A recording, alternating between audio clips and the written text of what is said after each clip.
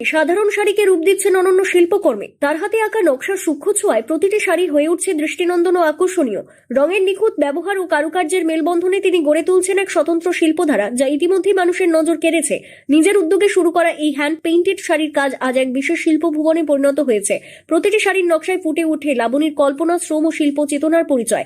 এই কাজের মাধ্যমে তিনি একদিকে যেমন আর্থিকভাবে স্বনির্ভর হচ্ছেন, তেমনি সমাজের অন্যান্য নারীদের কাছেও হয়ে উঠছেন অনুপ্রেরণার প্রতীক। এখন তো সবাই মানে শাড়ির উপর ভ্যারাইটিস চাইছে, আবার বাঙালিয়ানাকে ফিরিয়ে আনতে চাইছে। তো সেই জন্য আমি শাড়ির উপর আঁকা, তারপর শাড়ির উপর অ্যাপ্লিক বসানো, একটু গামছার কুচি দেওয়া, এগুলো শুরু করেছি। আমি নর্মাল অ্যাক্রিলিক কালারই ইউজ করি। পড়াশোনার পাশাপাশি 2023 সাল থেকে শুরু হওয়া লাবণীর এই উদ্যোগ ধীরে ধীরে জনপ্রিয়তা অর্জন করেছে গোটা পুরুলিয়া জেলা জুড়ে। তার তৈরি শাড়িতে স্থান পায় বিভিন্ন লোকশিল্প, আধুনিক ডিজাইন এবং গ্রাহকের চাহিদা অনুযায়ী কাস্টমাইজড নকশা।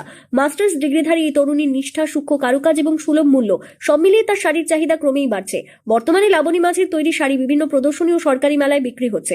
এই কাজের মাধ্যমেই তিনি আর্থিক স্বনির্ভরতার পথ সুগম করছেন এবং অন্যদের কাছেও তুলে ধরছেন আত্মনির্ভরতার বার্তা।